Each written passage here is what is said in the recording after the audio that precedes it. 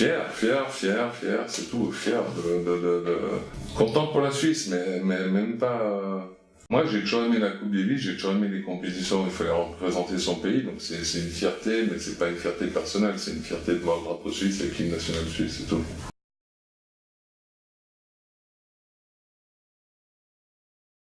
Juste après le match, juste après que la balle de match soit finie, j'ai même pas pensé à la victoire. J'étais juste content que ça s'arrête. Parce que le match, il avait duré, je crois que c'était plus de 5 heures. Et j'en pouvais plus. Donc, le premier pensée que j'ai eu, c'est fini. Ouf.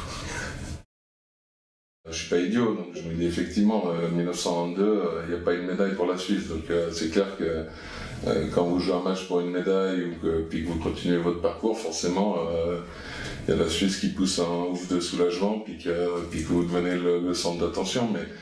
Mais comme vous êtes dans le village olympique, quelque part, vous êtes complètement... ouais, vous êtes dans une espèce de bulle où, je veux dire, les journalistes ne peuvent pas rentrer dans le village olympique. Je veux dire, les chambres, c'est 2 chambres, il n'y a pas de télé, il n'y a rien, quoi. J'avais pas d'ordinateur avec le wifi, donc je veux dire, comment vous pouvez être au courant de ce qui s'écrit ou de ce qui se passe? Donc ce côté melting pot social, humain, et les gens qui s'intéressent aux autres, les pins, les trucs comme ça j'ai trouvé fabuleux. Et après l'autre, mais ça c'est un peu plus personnel, c'est un sentiment que je trouvais étrange mais qui est assez sympa quand même à vivre, c'est qu'encore maintenant il y a des gens qui viennent me parler de la médaille olympique et qui se rappellent exactement ce qu'ils faisaient ce jour-là. Et ça, c'est un truc qui me... C'est un peu étrange comme sentiment, parce que vous avez l'impression que vous avez partagé une journée de votre vie avec quelqu'un que vous ne connaissez pas du tout.